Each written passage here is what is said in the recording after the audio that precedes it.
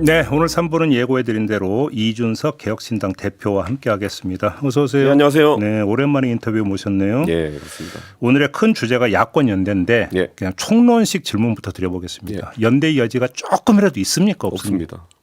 너무 빨리 끊으신다. 일도 없습니까? 뭐 개혁신당이 선거 치를 때마다 지난 총선도 대선도 뭐 연대할 거다 단일화할 거다 다들 이제 기우제를 지내지만은 예. 저희는 그때 안 한다 하고 실제로 안 했거든요. 근데 이게 좀 갑자기 쭉 올라갔던 게 계기가 뭐냐면 장동혁 대표가 단식 농성을 할 때 네. 우리 대표께서 해외 일정을 축소하고 조기 귀국해서 위무 방문을 했었잖아요. 네, 예. 두 사람 사이 뭔가 좀 이게 좀 조성이 되는 것 같다는 그때 분석이 많았거든요. 그럼 그때 그 장면 어떻게 해석을 해야 돼요? 해외 일정을 사실 제가 안 갈 수도 있었죠. 예. 만약에 그 특검을 위해서 뭔가 같이 할 일이 있었다면은. 그런데 가자마자 이제 저희랑 뭐 상의가 안 된 상태에서 단식 시작하니까 뭐 어떻게 보조를 맞춰야 되나 하는 게 있었고 제가 그때 3개국 방문이었는데 앞에 2개국 일정은 좀 외교 일정의 성격이 강했고 네. 뒤에 이제 미국 방문이 있었는데 거기는 우리 국내 기업들 진출한 기업들 좀 이제 실태 확인하는 거라서 그 일정 단축하고 온 겁니다. 예. 그러면 그때 그거는 쌍특검 그러니까 사안연대 차원에서의 액션이다 이렇게 이해하면 되는 겁니다. 그래서 사실 제가 귀국하자마자 장동혁 대표 그 단식하는 데 가서 사실 제안했던 것이 이거를 뭐 건강도 상하면서 계속 하는 것도 무리가 있으니까 바로 이제 앰뷸런스에 타고 가서 청와대 앞에서 시위를 지속하면 아마 그 정무수석이나 아니면 대통령 실장이 와가지고 좀 상의를 하지 않겠느냐 그런 식으로 출구 전략을 구사하자고 제안을 하기도 했고요. 뭐 그런 결말을 하려고 했는데 갑자기 이제 박근혜 엔딩이라 가지고 그러니까 그 장면 어떻게 지켜보셨어요? 그러니까 이제 박근혜 엔딩이라는 게 굉장히 충격적이긴 한데 네. 논리적 귀결이 좀 맞아야 되거든요. 뭐냐면 예를 들어 박근혜 퀴즈가 박근혜 말 듣고 그만한다든지. 대표님 아니시오. 아니 근데 이런 거잖아요. 근데 박근혜 대통령은 2017년에 이제 감옥 가셨고, 네. 그리고 장동혁 대표는 2020년에 정치 입문하셨잖아요. 그러면 둘 간에 정치적 접점이 없는 건 확실하거든요. 없죠. 그런데 나한테 그만한다고 약속하세요. 그랬더니 네 하고 끝. 이거는 왜지?라는 생각이 드는 거예요. 누구 작품으로 알고 계세요? 아무도 모르죠. 사실 박근혜 대통령의 대리인격인 유영하 의원이 뭐 연루되었을 것이다. 뭐 연루라기보다는 뭐 연계되었을 것이다 이렇게 보는 분들이 있지만은 모르죠 그건 또. 아무개가 아이디어 나올 때는 뭐 썰은 좀 돌긴 하던데. 썰이야 도는 게 뭐 확인 안 되니까. 제가 가수에 비유하자면 제가 이렇게 얘기하죠. 출연료가 싼 가수는 아니다. 박근혜 전 대통령이? 그분 가수로 치면은 뭐 몇 년에 한 번 콘서트 하시는 분이죠. 그래요? 알겠습니다. 근데 그럼 그 얘기 나오고 요거까지 마무리하고 연대 얘기로 다시 돌아가겠는데 쌍특검 관련해서 그 통일교 특검에서 그러니까 국민의힘은 계속 신천지는 안 된다 따로 가자는 얘기를 하잖아요. 어떻게 평가하세요? 그 입장은? 저는 따로 그냥 둘 다 하면 된다고 생각해요. 그래요? 그러니까 뭐냐면은 우리가 수사라는 거는 아주 방향성을 잘 잡아야 되는데 신천지를 하는 특검이 그 통일교도 같이 하게 되면은 분산이 되거든요, 관심이. 아니 그런 식으로 따지면 김건희 특검은 지금 수사 대상이 16개였는데요. 그래서 실패한 거죠, 지금 사실. 지금 보면 양평고속도로 털다가 이번에 보면은 그렇게 풍악을 올리다가 원희룡 장관은 소환도 못하고 끝났잖아요. 그러니까 저는 이래서 오히려 특검은 그 분절 가능한 단위로 해서 하는 것도 가능한데 저는 그래서 신천지 특검도 하고 그다음에 통일교 특검도 하면 된다가 저희 주장이에요, 계속. 그런데 이거를 통일교 신천지를 한데 묶어서 하자. 그러면은 어떤 사고가 터지냐면은 전재수는 수사 안 하고 권성동은 수사하고 뭐 이런 같이 오해 살 수 있는 상황이 생기는 거거든요. 그러니까 저는 두 개 특검을 예를 들어 이런 겁니다. 보통 특검을 하나 규모로 출범하면 이번엔 뭐 3대 특검이 좀 커서 그랬는데 한 20명 정도의 규모로 특검 검사들이 구성됩니다. 저는 그러면 두 개 해가지고 나눠가지고 10명 규모로 하면 예산도 날아가는 거 없고 할 수 있다 이렇게 봅니다. 근데 국민의힘이 진짜로 그러면 따로 하는 신천지 특검을 수용할 마음이 돼 있다고 생각을 하세요? 개혁신당은 그걸 계속 주장해 왔고요. 국민의힘. 저희도 받으라고 요구해야죠, 국민의힘한테. 근데 쌍특검 얘기 자체가 좀 약간 쏙 들어간 것 같은데. 박근혜 엔딩 해버렸으니까 저희가 뭐 할 말이 없죠. 연대 얘기로 좀 넘어가겠습니다.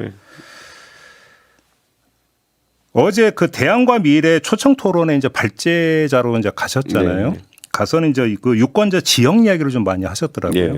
그런데 이제 당연히 이제 그 의원들 입장에서 궁금했던 것은 선거 연대 가능성 질문도 많이 나왔다는 보도는 이렇게 나오던데 선거 연대가 진짜 전혀 검토한 바가 없습니까? 그러니까 해서 얻을 게 뭐냐는 거죠, 개혁신당 입장에서. 개혁신당 입장에서.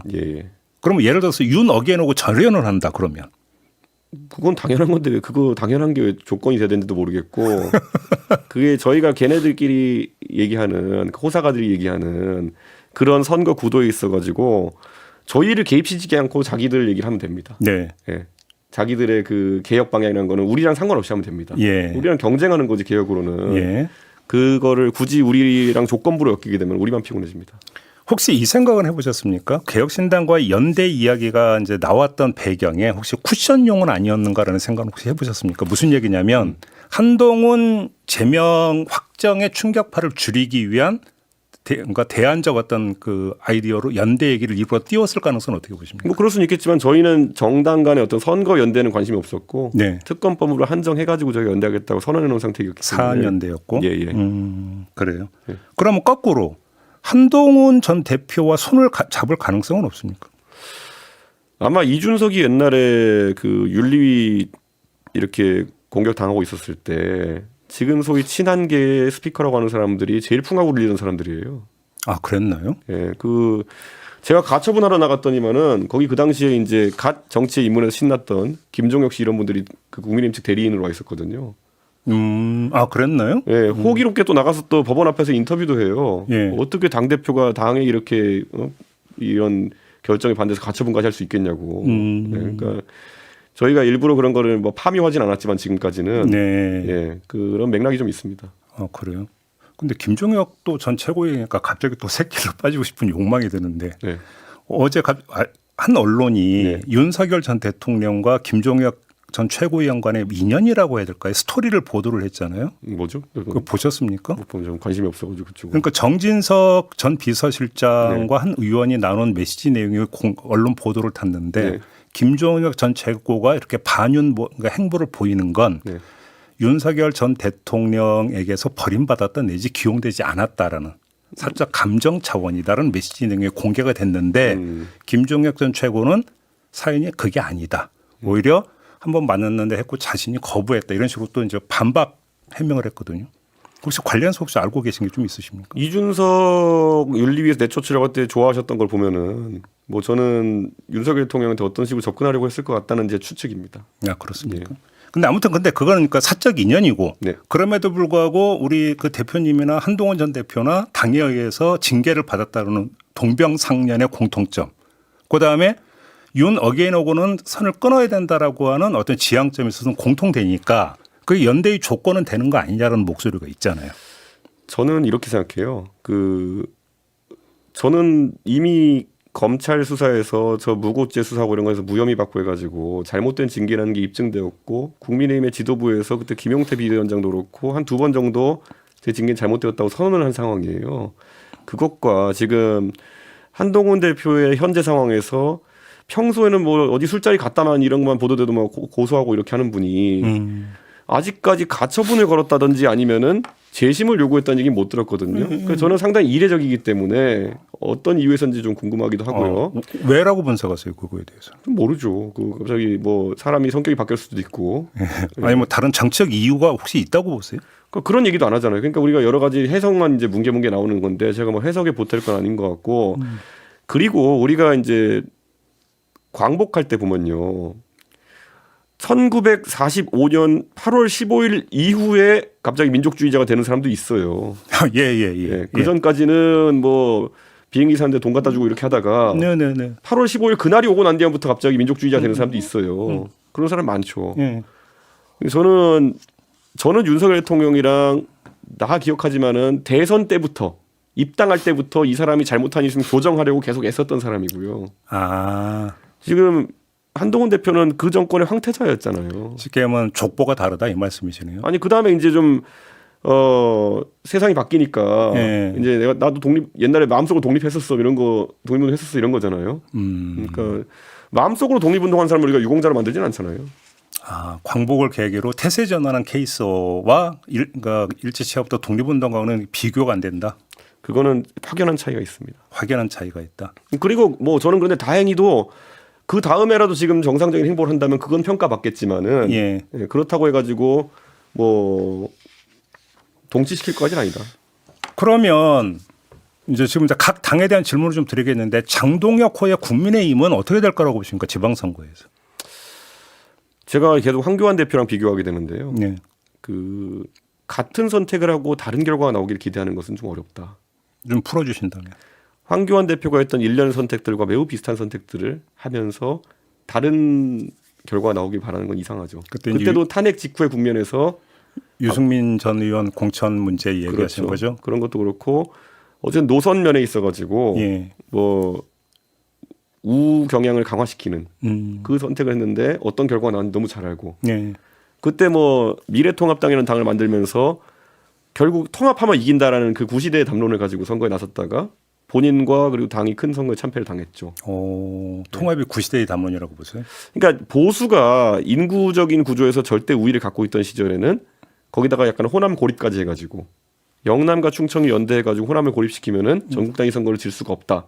근데 그걸 돌파하기 위해서 김대중 대통령께서는 전격적으로 DJP를 하신 거고 아니 5%도 안 가진 JP한테 50%를 주면서 연대하신 거잖아요. 그 정도의 파격적인 선택을 DJ가 하실 수밖에 없었던 이유가 그것 때문이거든요.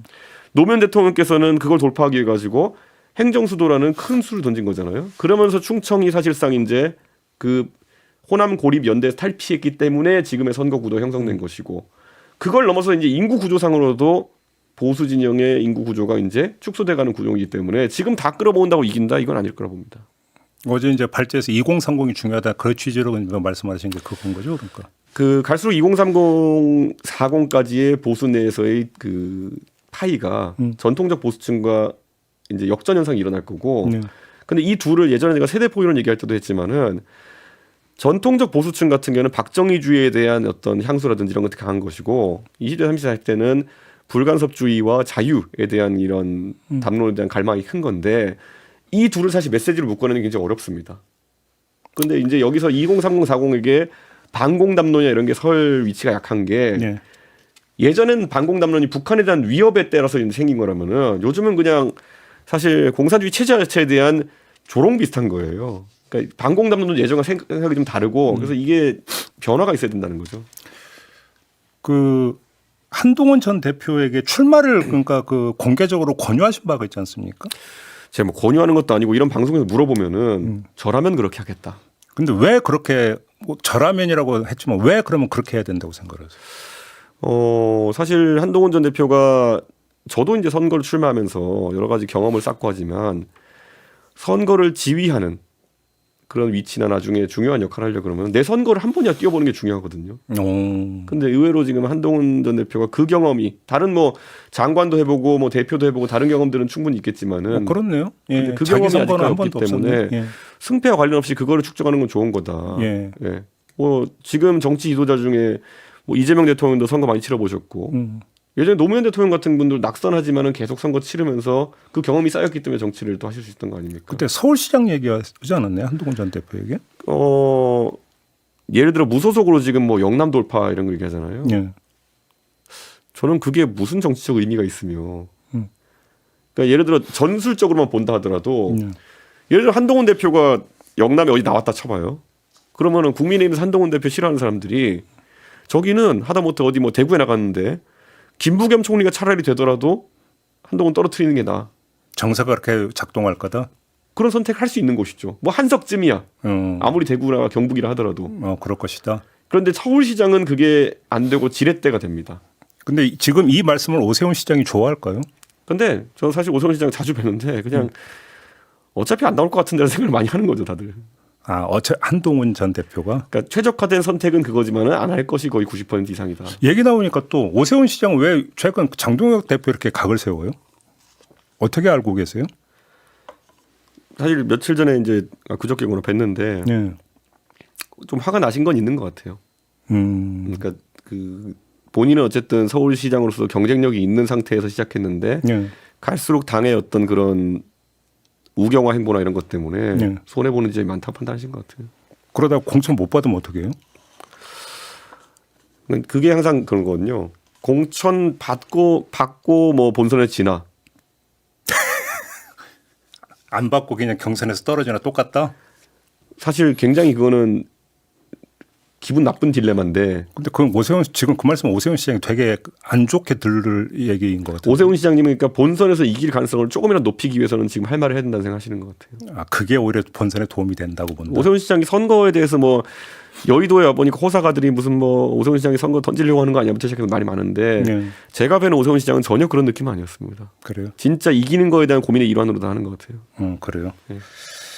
개혁신당 얘기인데 그러면 개혁신당은 독자적으로 지방선거를 치른다 이런 계획인 거잖아요. 예, 지금 뭐 광역단체장 후보도 한 7명 정도 저희가 지금 공천 신청을 하는 상태고요. 아, 그래요? 실탄은 충분합니까? 선거에서 저희 개혁신당은 항상 실탄 얘기하지만 저희는 비한 푼 없는 정당입니다. 네. 저희는 제가 국민의힘 당대표 할 때도 민주당보다 한 80억 정도 덜 쓰고 대선 이겼거든요. 그러니까 저희는 선거에서 군더더기 비용 빼는 거는 제일 잘합니다. 그러면 지금 광역단체장 후보로만 7명을 이야기를 했는데 네. 성과는 어느 정도로 지금 기대를 하고 계시는 겁니까? 저는 광역단체장들 후보들은 각자의 목표가 좀 다르더라고요. 근데 다들 유의미한 득표를 하기를 기대하고 있는 거고 네. 기초광역의원으로 출마하시는 분들은 또 젊은 사람들 네. 그리고 또 뭐 저희가 중점적으로 영입하는 뭐 경력단절 여성들 이런 분들이 들어오고 있는데 이분들은 깨끗한 선거하면서 당선 가능성까지 지금 염두에 두고 움직이는 것 같습니다. 그러니까 기초인력은 이제 중대선거구가 많으니까 그렇죠. 예. 그러니까 당선 가능성이 상대적으로 높다고 치더라도 혹시 그러면 국민의힘의 이런 상황이 개혁신당 후보들에게 어부지리를 일정하게 선사할 수 있다고 기대를 하십니까? 저는 뭐 그런 어부지리보다도요. 제가 요즘 국민들께 항상 드리는 말씀이 이겁니다. 정치권에 대해서 여러 가지 비판을 하시고 불편하게 생각하시는 지점이 많은 국민들이 있는데 네. 똑같은 선택을 하면 똑같은 결과가 나오고 똑같은 선택은 똑같은 실망이 나올 거다. 그러면 좀 새로운 선택을 좀 하시는 선거가 됐으면 좋겠다. 그래서 그 지방선거는 상대적으로 지역의 일꾼을 뽑는 선거니까 좀 다른 선택을 해보시면은 다른 정치 문화가 생길 거다. 그런 말씀을 드립니다. 마무리하기 전에 예. 짧게 하나만. 예. 그 지금 김경시 의원 문제와 관련해서 김성열 수석 최고위원이었죠. 개혁신당에. 예. 탈당을 선언하고 이제 했는데 김성열 전 수석 최고위원과 김경시 의원의 관계를 어떻게 파악하고 계세요? 뭐 저희 입당하기도 전에 일이니까 저희는 당연히 모르고 예. 그 김성열 수석 최고위원이 자기가 이제 자기의 오해를 다 풀고 돌아오겠다는 말 외에는 저에게 뭐 상의를 하지 않았습니다. 일체 무슨 뭐 얘기한 게 없어요, 당에? 저는 탈당까지 할 줄 꿈에도 몰랐거든요. 뭐 사퇴한다 소리 들려가지고 뭐 그러려나 보다 수사받기 당에 뺏기지 않기 위해서. 그런데 사전 상의도 없었습니까? 예. 탈당 선언하기 전에? 없었습니다. 일체? 예. 그래가지고 제가 깜짝 놀랐는데 예. 저도 그래서 언론 보도로 나오는 것들을 보고 아, 옛날에 그 민주당 보좌관 하던 시절에 그 김경이라는 분이랑 좀 인연이 있었구나라는 걸 알게 됐고 그리고 뭐 본인은 진짜 패키지기 싫어서 나갔다라고 계속 주장하고 있기 때문에 저는 나중에 이제 뭐 어떻게 되냐에 따라서 만나볼 수는 있겠지만은 상의는 안 했습니다. 그럼 뭐 당에서 조사하거나 이런 것도 전혀 없었고요? 그 시점이 저희 당 생기기도 전이라 가지고 저희가 뭐 아는 게 없습니다. 알겠습니다. 이렇게 마무리할게요. 고맙습니다. 예, 감사합니다. 이준석 개혁신당 대표였습니다.